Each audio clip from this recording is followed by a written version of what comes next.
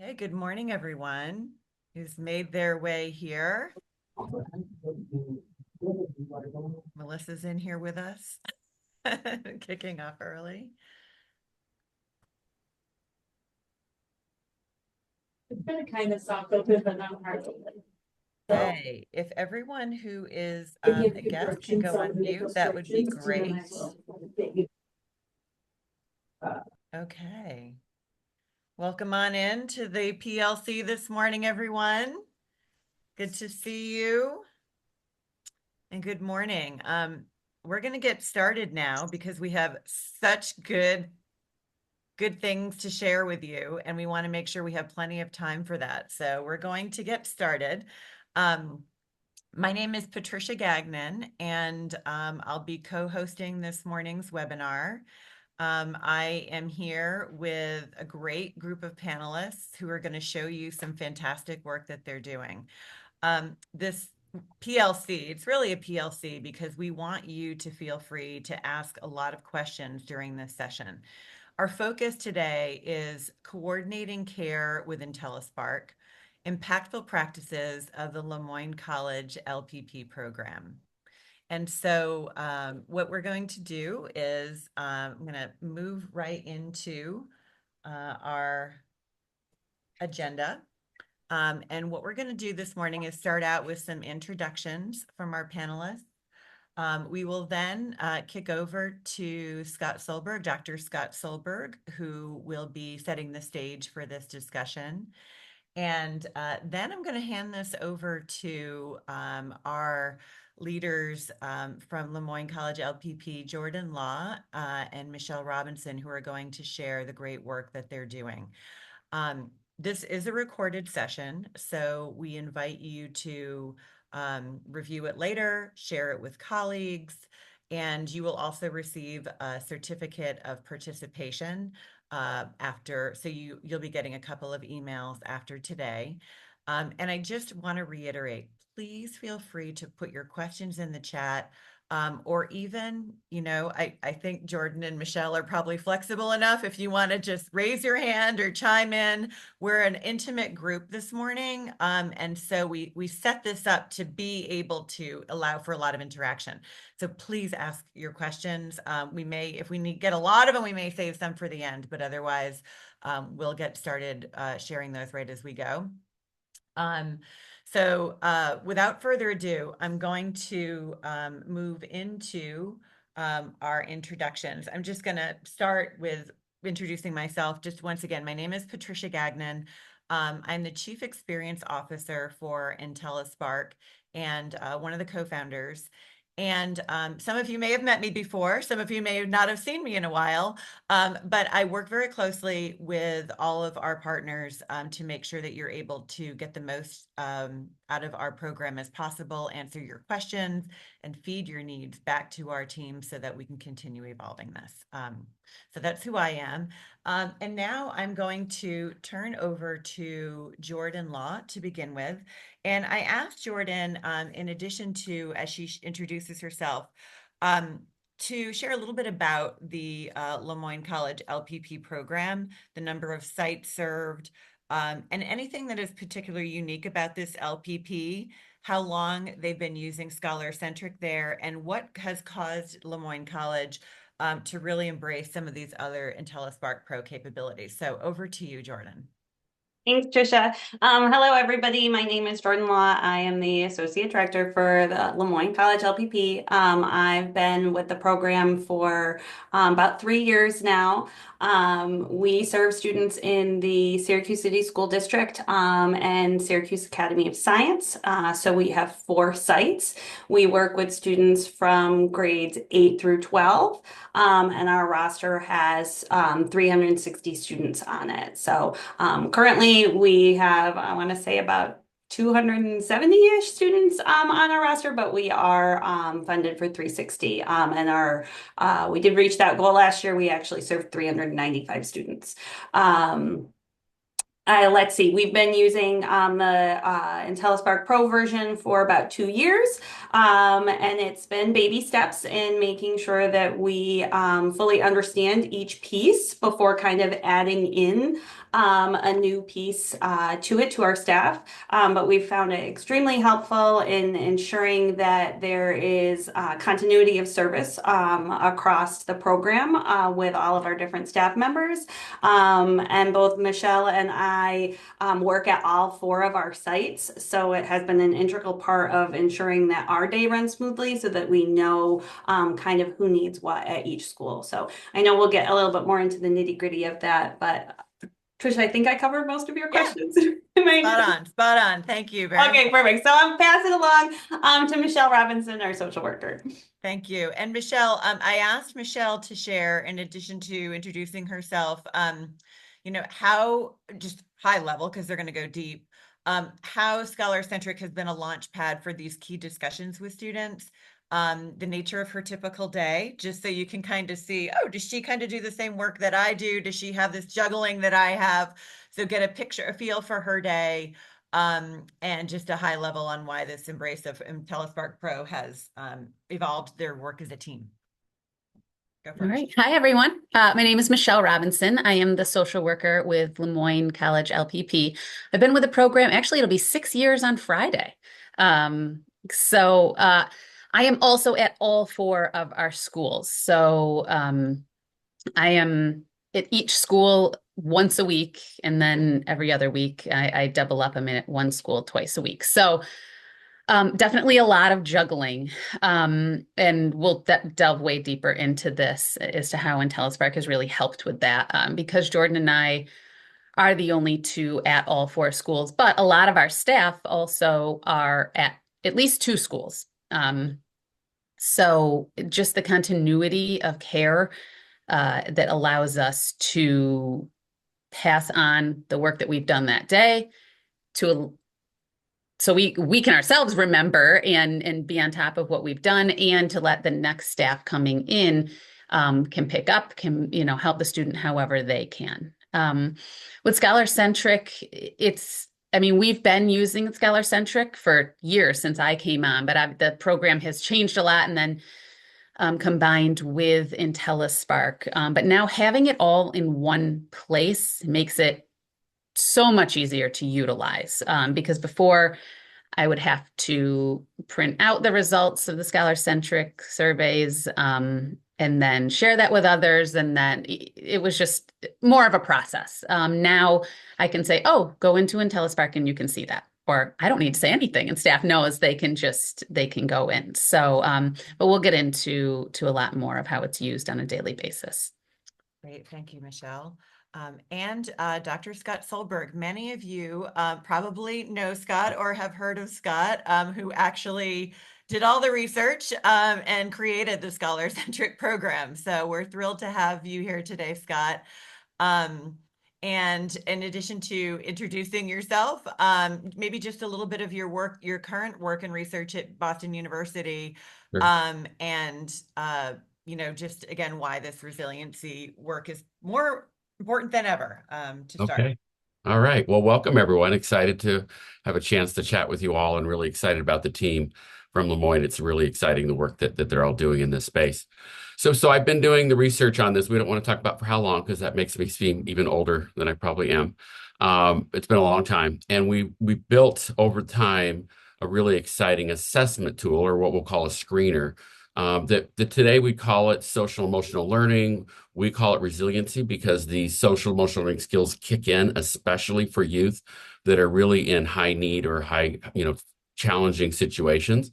And that when a stress occurs or some trauma, it's these skills that kind of support them in managing through. And we've done some nice research showing that the assessment tool we have really does predict those youth that are going to be able to manage through those challenges.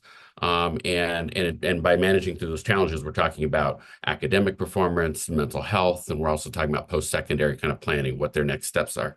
So it's been a very fun activity, bringing it over to Intellispark, which owns the assessment tool. I just get to be the researcher in the background, but they're the ones who've been able to put some action to it and provide you really with really important data that you can use as an organization to figure out where our students are so we can try some tier 1, tier 2 kinds of activities, but also which of those students are really most what we would consider at risk. That we've done some longitudinal work with Colorado that helped us really pinpoint what the patterns are for youth that are really kind of lost and that they're going to get behind academically and may drop out.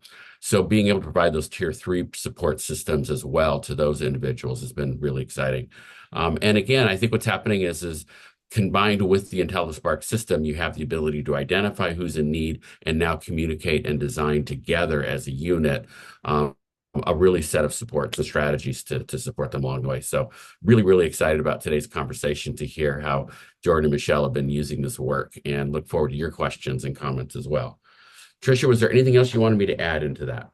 Yeah, I think at this point, we're going to move right into, sort of setting the stage. And Scott, I wondered if I'm going to actually stop sharing my screen for now and focus on you.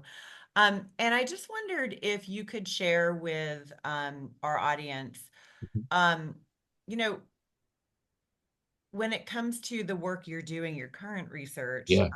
on future readiness, Mm-hmm. how does the resiliency piece tie into, not just academic success right Yeah. now, but readiness for the future? Mm-hmm. And then if in addition, you can kind of focus in on the dynamic of the importance of relationships and connections Yeah. when it comes to that being foundational for success, and then how Intellispark really does help to nurture those relationships and Mm-hmm. connections. So again, starting with your future readiness Sure. work and the tie to the resiliency there. Yeah, that sounds great.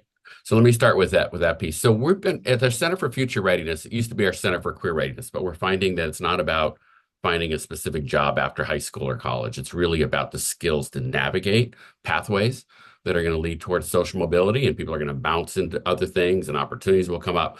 So we've really been focused on how do these resiliency skills really prepare one to adapt, prepare one to be more proactive, as well as persist in those challenging situations that they're going to face. And so what we believe is that as we're developing these skills in a school setting, we're really preparing them to make that big transition out of high school. And that's what our data is supporting as well, that's what happens.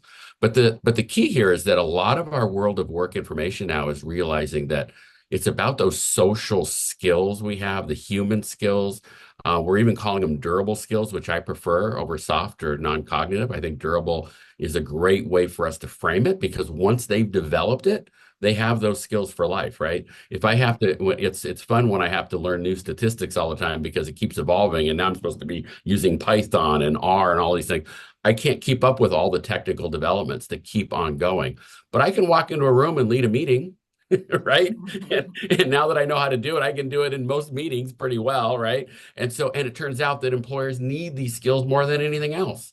So while we're calling them resiliency skills and we're looking to see, can they, these youth that have been in trauma situations have so much empathy, they have so much of appreciation for the things in life that are important and matter, that they come off in a very unique way when they're working with others and in trying to support them, right? So we want to look at the life course they've had as providing a number of assets in these social emotional skills, or these what we'll call these durable skills, and help them realize that employers want that.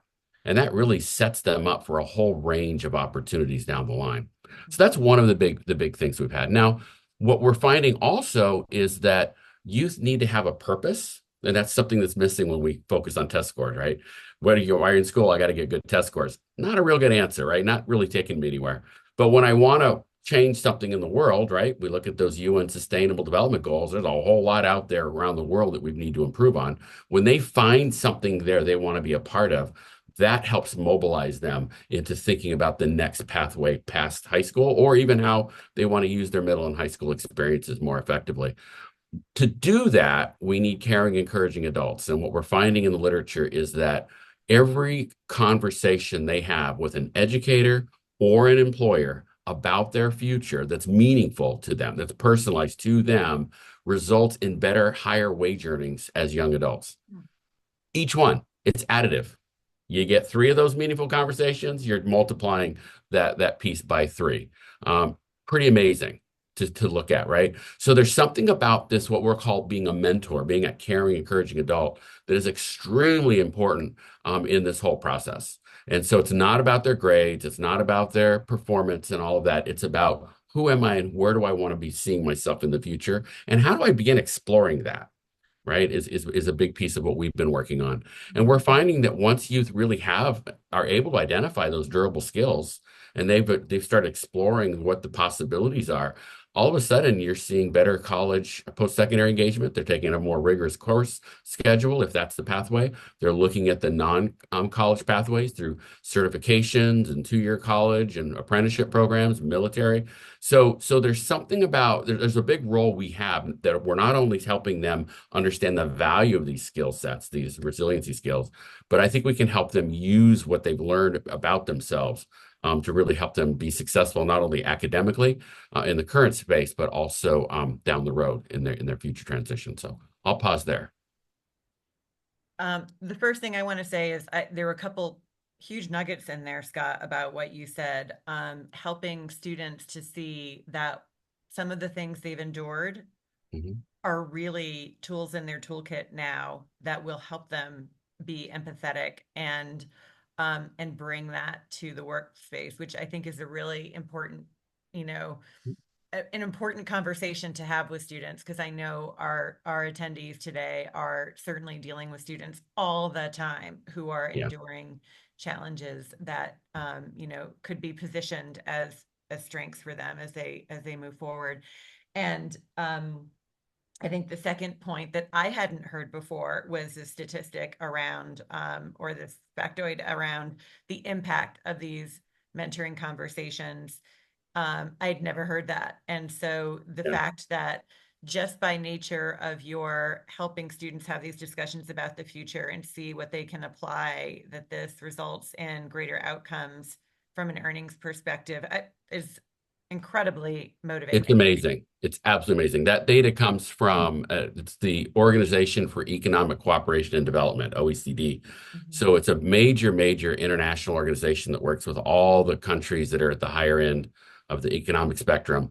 And they took all the longitudinal data that we've seen from all over the world, multiple data sets, and then boiled it down to what are those predictors for young adults in terms of thriving.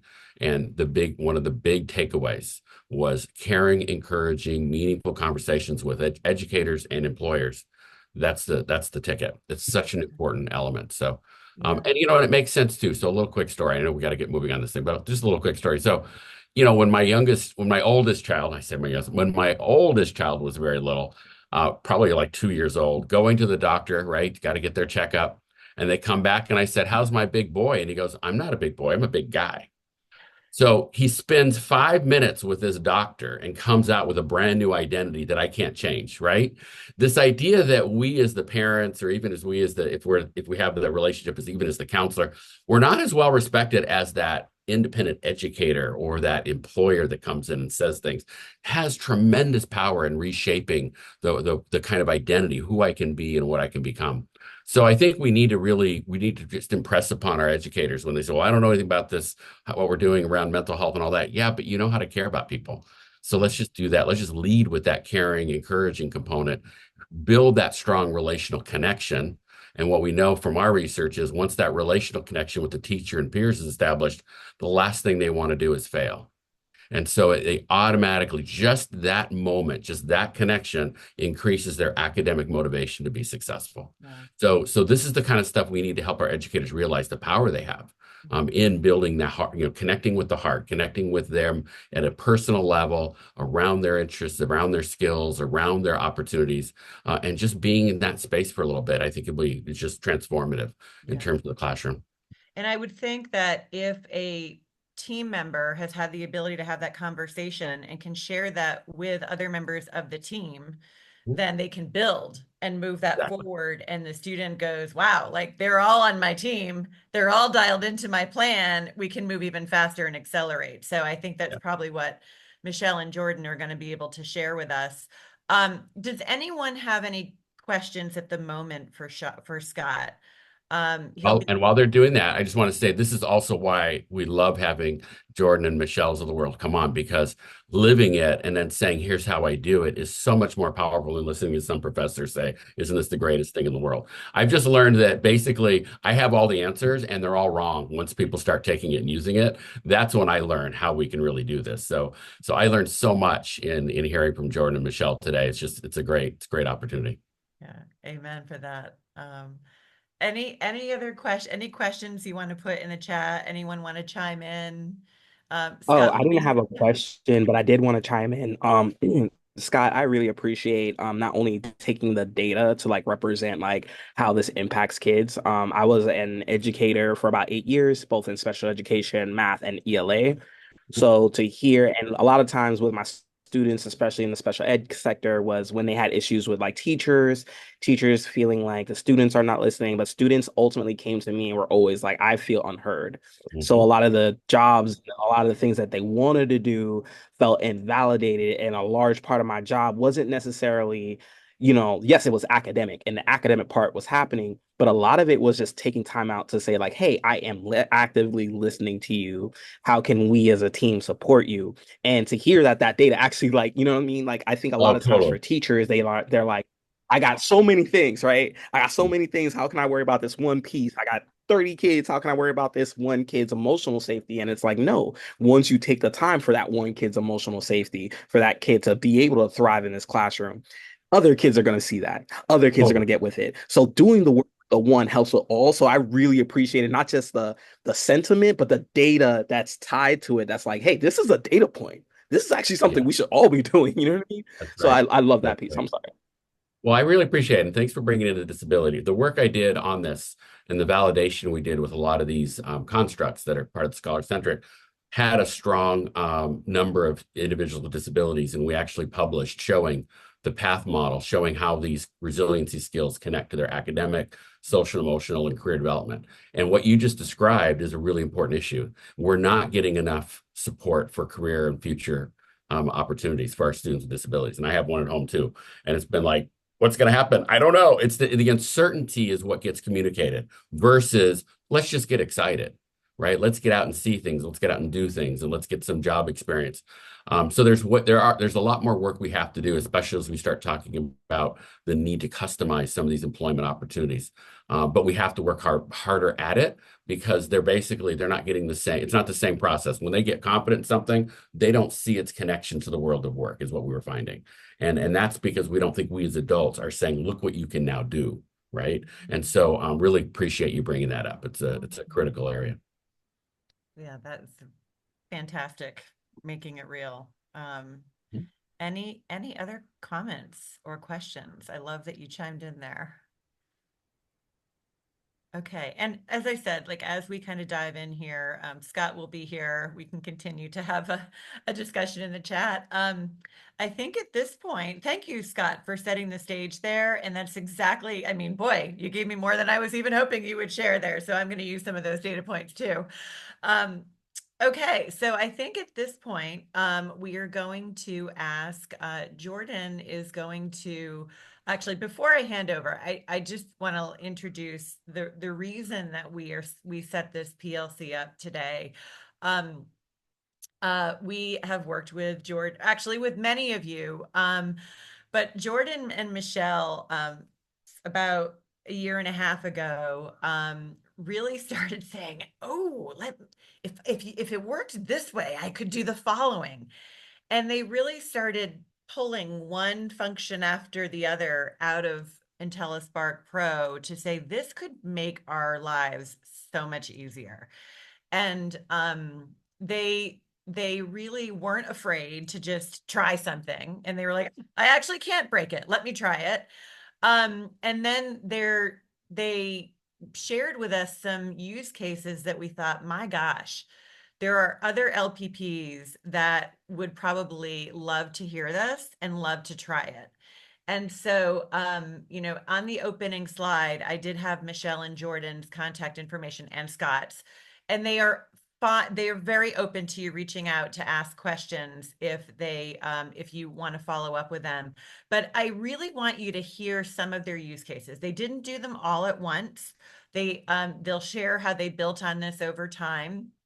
But we want you to know that you can take advantage of the same functionality as soon as you're ready. I'm here to support you. I'm sure Michelle and Jordan, who are always around and available, would be also willing to kind of have another chat. We can, if you all feel it's worthwhile, we could regroup as well. So this is your time to engage with them, but I'm just really proud of them because I just love what they're doing and I love the impact on students. So I couldn't stand to be the only one who knew. I wanted to make sure they had the platform to share it with you and for you to ask questions. So with that, Jordan is going to share her screen and she and Michelle will begin to share some of their key use cases. I just want to pipe in. Michelle's actually going to be the one to kind of kick it off, and she's going to share her screen as she goes through. But one of the things I know we're all within this same program and we all have a lot of the same goals, but I think one of the key takeaways from what we've already talked about is it's so important when we're helping students to build relationships with them before you can get down to the nitty-gritty of helping them, especially with their academics. But there's so much more to students today. There's so much more going on in their lives than just their schoolwork. And so, making those relationships and getting them to trust you and getting them to share things with you that doesn't have to do with their algebra assignment and doesn't have to do with their schoolwork is so important. And this platform has let us be able to share amongst staff some of those things that students are sharing with us, or ways that we want other staff members to know we've learned about these students, whether it's from a counselor or whether it's from a teacher, that will help you when building those relationships and working with those students as we go. So, Michelle's definitely going to go into exactly how we've done that so far, but I just think it's so important to note that this piece that we're using is not just to make sure that they're passing all their classes. This piece is to get to them as the person and as the student who might need help in ways that are not academically inclined. So go ahead, Michelle. Sorry, didn't mean All to. right. No, that's okay. Can everyone see my screen here? It says activity feed at the top.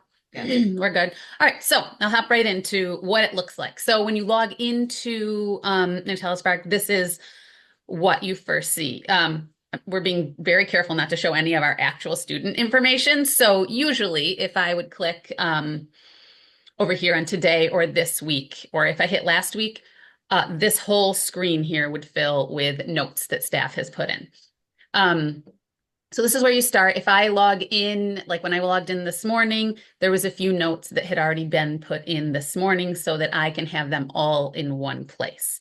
So I can't really show you all of it just because it has our students, but up here, if we click on students, that shows you all. Actually, I can do that because it doesn't have names. Michelle, sorry, I just put in a quick sample note about our sample student. If you went back to your activity, it might. There we go. So Jordan just put in on our sample student. So this is what it looks like. So it just pops right up. And you can click on that. It'll bring you right to his page, or you can also add a reply here, but we'll get into that a little bit. So if you go to the students tab, you can organize and tag your students based on wherever. So these are we have Henniger, Nottingham, ITC, and SAS. So we obviously have them separated into each school. And then we went a little bit deeper as well. Started some for our Henniger seniors, and we're going to do that for Nottingham and ITC and SAS as well. But then you can just click on that list. You don't have to go search and pull out those students. We also have students who are in our high schools, but also mostly attend classes at OCC, the local community college. So their whole schedule and everything is different, and they're much harder to get in contact with. So we pulled them out as well for these specific custom lists. So that's a huge help. So I will go in here and I will search for our sample student. So Sam sample I have so much. is our sample student. So we go to Sam. So this is what each student's dashboard looks like. So Jordan has taken the time to go in and add all of our students' photos as well, which is tremendously helpful, especially when you're at multiple schools and for staff who don't have access to the district school-wide program, or like for our school, City of Syracuse uses School Tool. Only a few of us have access to that. So to be able to come in here and see the picture of that student, that helps, that, especially in the beginning of the year. It's tremendously helpful. So you have their email, grade, and phone number. Those are the main things that are in there for each student. So I'll start with notes. So one of our biggest reasons that we wanted to implement Intellispark Pro was for the communication piece. And that is the notes, I think, are the biggest things. So when you scan down just a little bit, you can see all the notes that have been put in for Sam. So we've also uploaded all of our students' schedules and put them into each of their dashboards, which is incredibly helpful. So and we've pinned them so that they're always at the top. So I can click here and see Sam's schedule. I can know, where were you supposed to be? Where were you? What do you have next period? So that's super helpful. So here's just some examples of notes that we have put in. So you saw Jordan had just put this one in. Here's one that I had put in previously. I hit here. So this brings you to the note. Things have been difficult. Parents are getting divorced. So all other staff who have access to Sam, I should also put that in there. Not everyone, not all of our staff have access to the student. So if he is a Nottingham student, only the staff that work at Nottingham have access to him. So you have control so that you're not, sharing information that doesn't need to be shared. So we also have utilized tags as well. So this one has the tag of, where did it go, Jordan? Oh, here it is. I'm sorry, a topic. You can input those. So we have personal struggles, mental health struggles, I think academic struggles. We can add in as many as we want. But we tagged this one under personal struggles. So it's just, you can scan through and you can pull out and search for specific things. If you're working with a student and they're just seeming off, you can go in, and if they have a ton of notes, you can just pull the ones that are have the topic of personal struggles to just review those. So staff can also reply individually to each of these notes. So I can add here. Usually we don't put tiny little notes, but you can add anything here. So I can hit reply and it adds it sort of like an email. So you can just continually see the chain of communication. I think too, the other thing I just want to know about this is it's nice when you're inputting a note and then there's the thread that goes with it. So then everything that is in regards to that one specific topic. So say it is a student who is struggling with math and there's numerous communications among staff about this student within that class. It's nice that you're just pulling up one note with one thread of that topic that you can read through instead of sifting through multiple notes. So this was a feature that was added that we thought was great, because then it was just that constant communication instead of, well, wait a sec, this is about his global class and this is about algebra and this is about stuff that's going on at home. So it kind of kept everything in one spot. And then the other thing, I don't know, Michelle, if you were going to get there or not, but just the option of even just give the note a thumbs up so that somebody knows I read that note. Or when at the end of the year last year, when a lot of our seniors were making college decisions, we would put in what their college decision was so that everybody knew. And then, you'd give it that little like party symbol, and just nice so that then if I put in a note and somebody else acknowledges that way, I know they've seen that note. We don't do it all the time. It's not something that if you went through all of our other students, you'd see a lot of those. But it's just one of those. It's just a quick, okay, yes, I've seen that. I'm concerned about that. What's going on there or whatever. instead of Right. writing, okay, thanks. And I used that the other day. A staff had put in a note. There wasn't anything at that moment I had to add to it, but I knew it was important that they knew that I saw that. So that's what the little emojis are helpful for. So it gives the reaction down here so that staff can see that has at least been viewed and other staff know about it. Let's see, what else? I think with the notes, one of the biggest things, it's just been a tremendous improvement within our communication, which then is a tremendous improvement in how we serve our students. Because before it was either sending a chain of emails or leaving a note or just hoping we saw that person and we could talk. And that's just not, that continuity of care isn't there when you're doing it that way. So adding a note is super easy. You can click add note, put your note.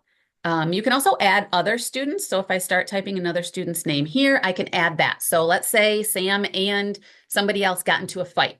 I don't need to put those two separate notes in. It's the same thing. So I can type that note up and say, this was the situation between these two students.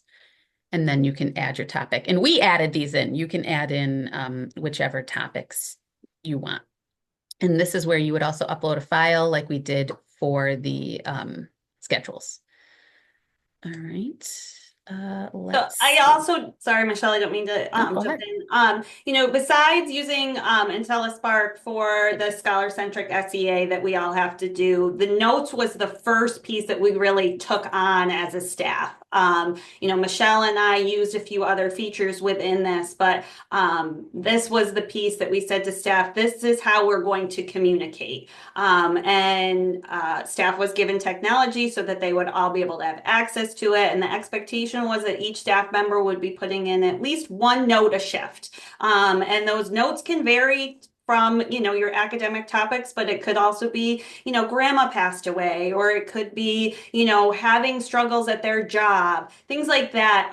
Just that important tidbits of information that can be passed on to help build those relationships so that the next person that comes in can double check and say, you know, oh, I heard about your grandma. How are things at home? Is there anything we can do to support you? And so just so that everybody knows, we didn't jump into using this platform and use all the features and expect staff to use all the features. The notes was the first thing that was, hey, this is a new thing that we're going to use. Everybody get comfortable with using notes. And I think if you ask our staff across the board, they would all agree that it has been very helpful in you know, just making sure that that communication is occurring when they leave the school and aren't back for a whole nother week. Right, right. And that goes back to what we were speaking about at the beginning here of those conversations. And too, Jordan and I are split between all 4 schools. Sometimes, especially as the year goes on, it's hard to remember what that situation was, even if I was the one involved in it. But I also don't want a student to think, oh, she doesn't care about me or she doesn't, you know, remember what happened. I try, you know, they don't realize that there's 359 other students that we're also serving. So to have those notes to go, oh yeah, that's what it was. That can be the difference between a student feeling heard, seen, and remembered, and maybe not feeling that way. So Michelle, I just, there was a question in the chat about how staff is notified if a note is added about a student. So this is how our program works. Everybody can be a little different, and I know there's different ways to notify staff. But our staff is the expectation when they get into their shift, they log into Intellispark and go to that activity page, and the notes are then listed chronologically by the students that they are assigned to. So then that way they can see any note between the time that they previously worked and today, notes that were added for students. So they don't have to sift through each student that they're assigned to see if there are new notes. But go ahead, Tricia. This is Tricia. I just want to chime in. If you scroll down on your page, Michelle, I think the other thing to show is that you can add people. You mentioned that not everyone is going to see a student. And so you can add key people to the teams of the pages, to the students' pages, if they work with those students. So let's say I'm a counselor in the program and I work with 50 kids out of the 150 that there are in the program, we can very quickly add that person to the page of those students. And where Michelle added a note, you're able to push that note out immediately to the team of people who are on that student's page right then and there, and it will get pushed to their email address. So if this is something you're interested in doing, if it's making sure that you add people to somebody's team, and then you can push the note out immediately to the people on that team. There are a couple of videos on that, but I'm also happy to show people how to do this if they want to set up some time with me. There's another question here about, do students see or have access to seeing these notes? And Michelle is nodding, no. They do not. Students don't have access internally into the system at all. The only thing that they have access to is when we share the surveys. And I'll talk about that in a minute. No, they don't have access to see any of those things. Actually, I will also say there's another thing that you can do in sending a high five, which I should have done before here. High five is kind of just a shout out. So all of the communications go through email. So whether that's the student, we tend to put in our students, whichever email they use, if it's their school one, if it's their personal one, whichever you're going to look at, that's the one we want to make sure we have. So you can send a high five, which is your little shout out. You can record a video. We've never done that. I'm sure that would be really cool, but we haven't. So Michelle, I just put it in a high five if you wanted to there you go. close yours so that you can see mine. There we go. So it shows up here. So congrats on being selected student of the month. So that little shout out would go right to Sam's email and he would get that. So just some little extra things. So pretty much so that's really the only piece within this that then is forward facing to the students that they see when it comes to the communication that we're using this for. So Jordan, is there more with the notes, or Trisha, is there more? I think from my end, I think you covered between the notes and the high fives. Okay. Right. Right. And then I think the next piece was moving on to the PLP. Yes. So we have been utilizing this for our PLPs. So you can create surveys. So there is previously loaded, and I won't talk much to those because that's more Trisha's specialty, but you can create your own survey in here. So I went in, and I won't get into too much of that either, but you can go into forms and create. I have our last year's PLP and this year's PLP. So to assign, so I have a completed one here that I'll show you what it looks like. To assign it, I can go in and anyone who has like administrative access, I can go in and assign it at the beginning of the year to every single one of our students and do it in bulk. Or you can go in and do it individually. So super easy. To do it individually, go here, click which survey. This is also where you'd assign the ScholarCentric surveys. But if I want to assign him a PLP, I can go here and I'll do assign even if previously assigned. So then it sends him an email, which I can actually show you. All right, so this is my personal email. I just use my personal. Michelle, we still just see your Intellispark page. Oops. I'll go to that after. I don't want to mess up my whole thing. I'll show you the completed PLP. So if you go here, it'll show. So if you see here, this is the one that I just assigned. It clearly isn't completed.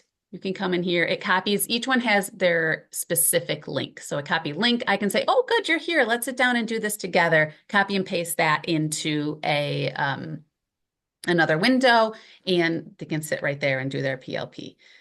So I will show you. So when Sam completes his, it gives you the question and then his answer. So your grade, I have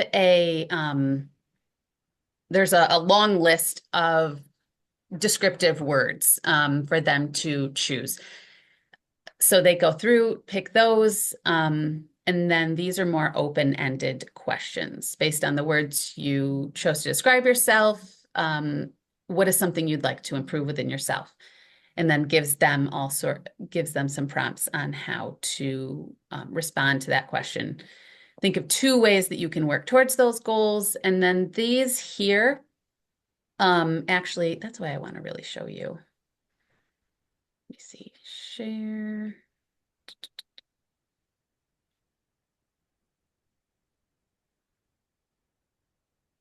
I don't think I'm good enough yet at this to show you that. Hold on. I do want to show you how it looks in a second. Michelle, do you want me to pull it up? Do you want me to pull up the PLP and then I can walk through that? I sent it to myself, so I just want to. That's right. Let me just keep going. So then thinking about these answers gives you, I'm good at this, and I also have the little faces in here. I'm good at this, I struggle at times, or this is hard for me. So they choose one of those areas, and it shows us their response on the other side. Identifying 2 ways you'd like to work on things that you are struggling with.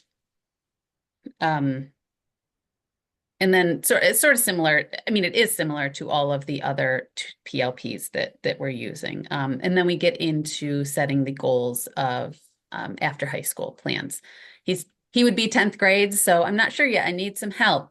Please be specific. I'm not sure what to do. Needs help figuring out. And this is honestly one of my biggest questions that is sort of my go-to.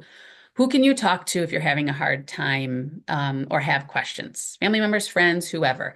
Really, this is one of the most, as a social worker in the program, important questions that I have. Do you have someone you can turn to?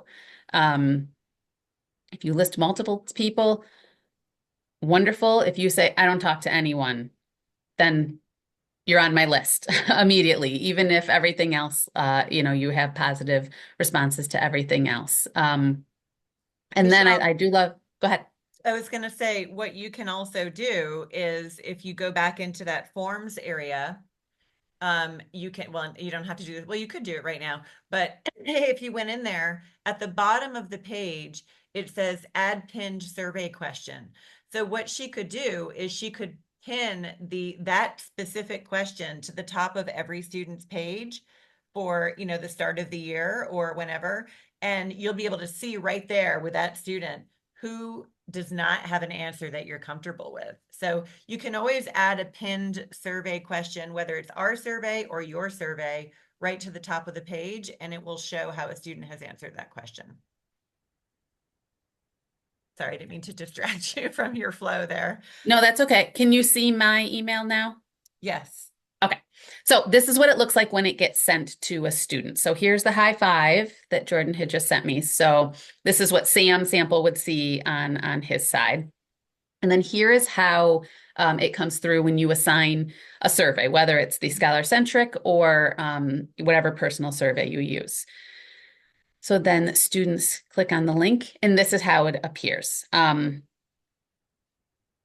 do you want me to go? I'm not going to put in real answers. I'm just going to click whatever, but it probably is worth just seeing how this presents, because I think having all of your surveys and in one place is incredibly important. So I'll just go through. So this is what it looks like to students. So they can do this on their own. They can do it on their phone. They can do it on a computer, which is nice because they all have their phones. So here's all the words, that I had put in. I won't get too much into this. I just want to show you sort of the basics. I'm just gonna. I think too, while Michelle's adding some things, just to note, this personalized learning plan is something that, in an ideal world, you're sitting down with each student having conversations as they're filling these out. Same thing with the ScholarCentric, like having conversations as they fill it out. We all know in the day-to-day that can't happen. Like there's not enough hours in the day to sit down with each and every student and have individualized conversations as they fill these out. So, making sure that the students that as they're filling it out, if they are kind of your red flags, like, like, oh, I really think I want to do this with Sam, you can make that happen. But then maybe you have Sally who really has all her stuff together and she's okay. So you can email that to her or text her the link and she can fill it out. And then you're just reviewing it and touching base with her after. I think that having the opportunity to do it with a student is really important, but that's just not logistically feasible. And so knowing which students, yes, I really want to do this with this person, talk through these questions, or say to a staff member, hey, I need Sam to fill this out today. Can you do it with them? I'm not sure how all of your rosters are made up, but we have a good number of students that are English language learners. So sometimes it's having another student sit with a student and helping to translate some of the questions and then having the discussion so that when they're inputting their answers, they make sense to us. So those are all like kind of different pieces that I just wanted to make sure to touch on because yes, this is something that is ever changing and this is something that you really want to talk to students about, but like I said, we all know that in the day-to-day life, it's not feasible to do that with 360 students on top of all the other things that you have to do. So, you triage and do the ones that you have to do with them. And then some of them, they're all right. They can handle these 15 questions on their own. So Right. So I'm hoping everyone was sort of watching watching the survey in the background. All the questions are required. So it's pretty user friendly. That's what I like. There's not a lot of bells and whistles on that end for the students. It's just straightforward. So if I come in here and refresh that, now it shows me the results of what Sam just completed. So, and as Jordan was saying, meeting the students where they're at, that's the biggest thing. I do think that if students know, okay, come into LPP right now and we're going to sit down and even if you have a good relationship with them, kids can get nervous sitting down and talking about those things. So saying, all right, take your phone, go sit over here, complete it. I do find with super shy students that if I'm sitting there and we're working together, they're not giving the true answer. They're going to say, no, everything's fine. I'm doing good in math. I'm emotionally feeling okay. No, I'm not nervous and anxious a lot. So giving students sort of that autonomy and then still being able to go back and obviously see their results and what they're sharing, that begins the conversation. So if Sam is saying, I'm anxious and I feel worried and nervous a lot, hey, let's talk about that. Right? Let's see where you're at. Oh, mom and dad, this is going on. And you're worried about your grades, right? So it can ignite a lot of those conversations. Any questions? Go ahead, Jordan. no, I was just going to say, just wanting to be cognizant of time because I know we're really only here for a little bit longer.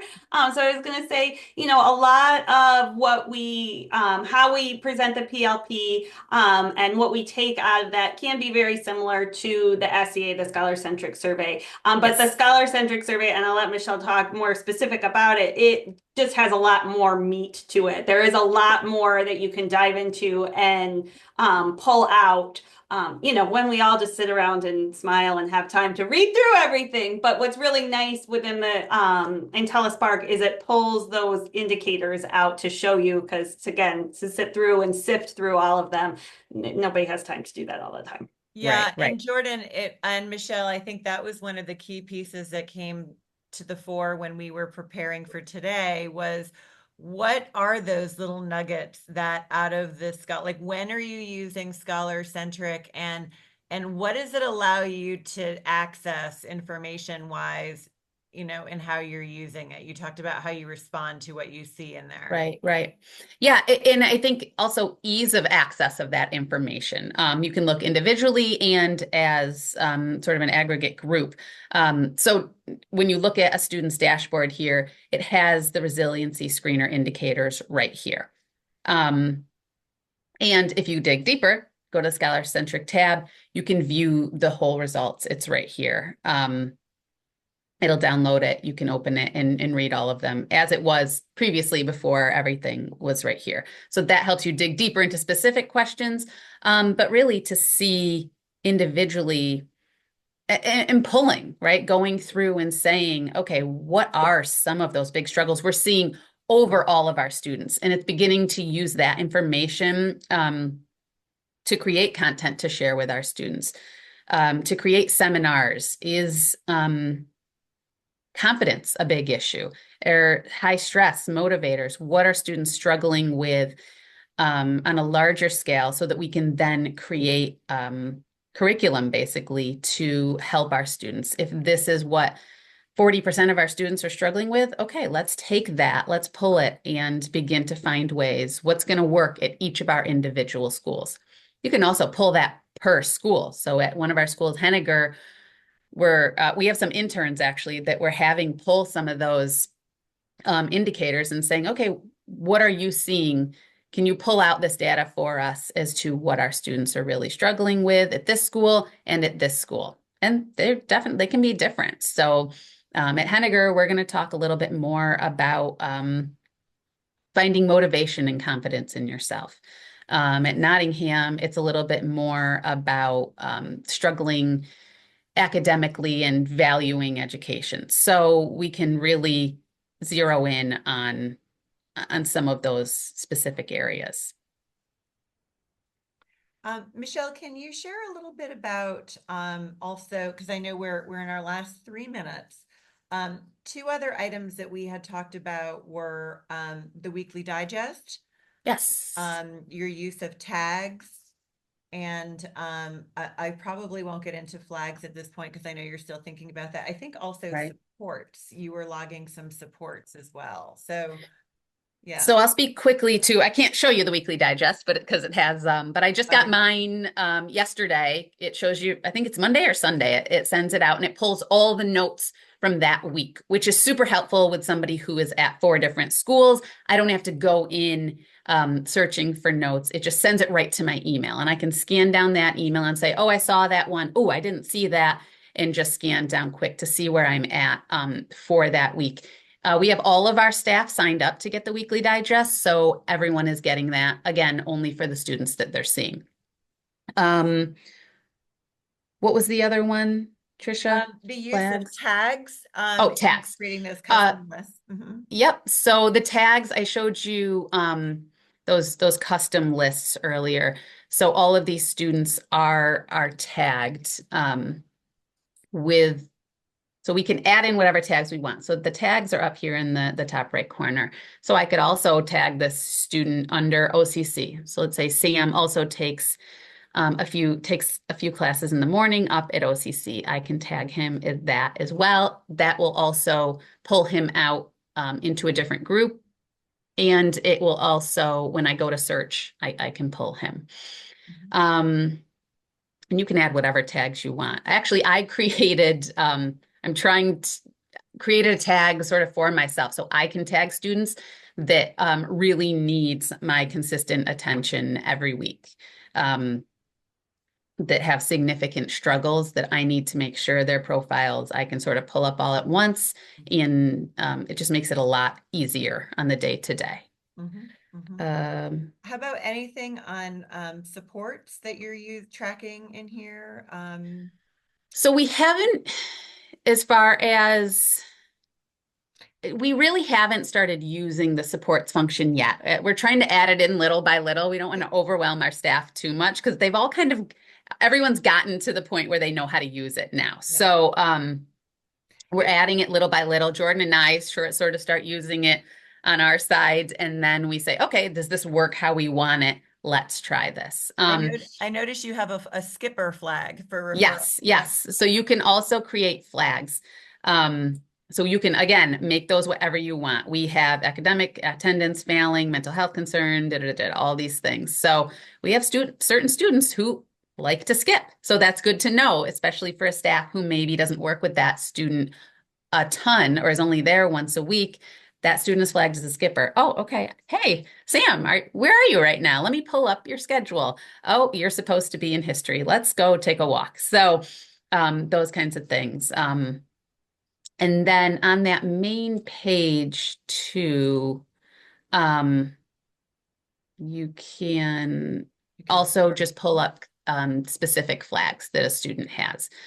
So if a flag is assigned, if a flag is assigned to you, that pulls up specifically with your name on it to address that for that student.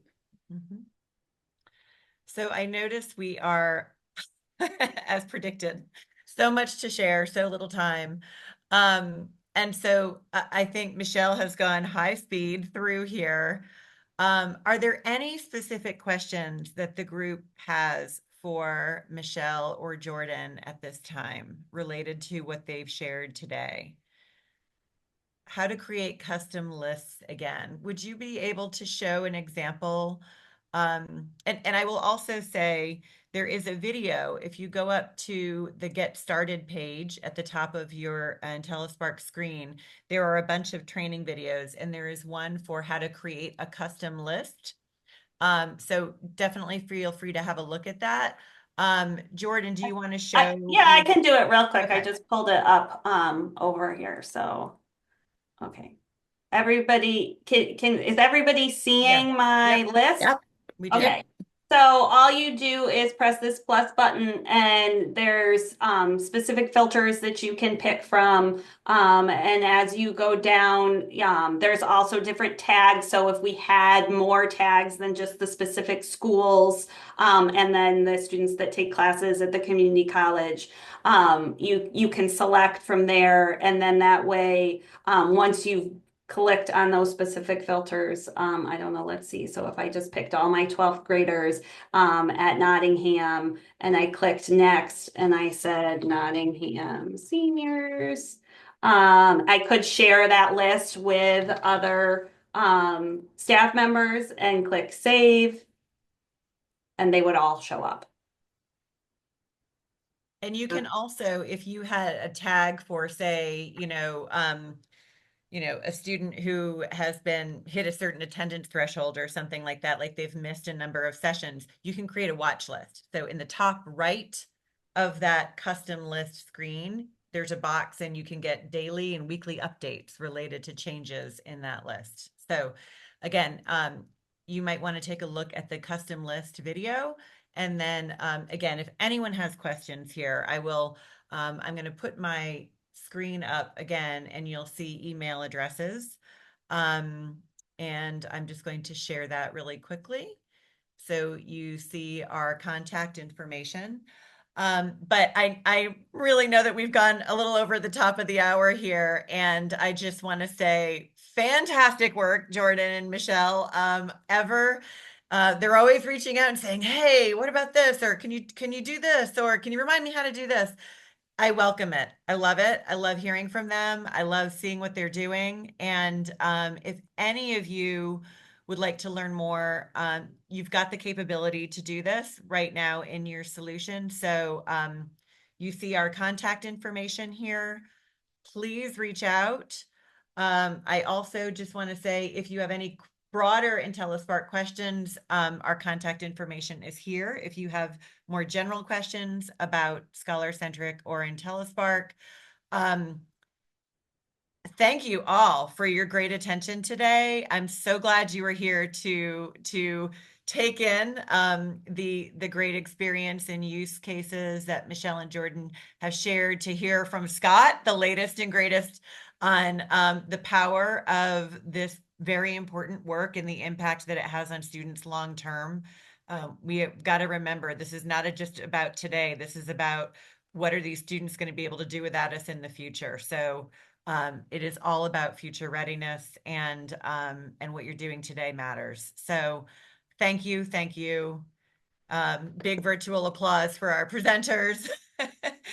And again, yes, there you go. Any questions, let us know. Have a fantastic day, everyone. Thank you. Thank you, everyone. Thank you.